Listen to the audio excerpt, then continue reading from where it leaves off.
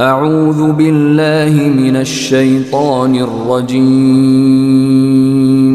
بسم الله الرحمن الرحيم. تبارك الذي بيده الملك وهو على كل شيء قدير. الذي خلق الموت والحياة ليبلوكم أيكم أحسن عملا وهو العزيز الغفور.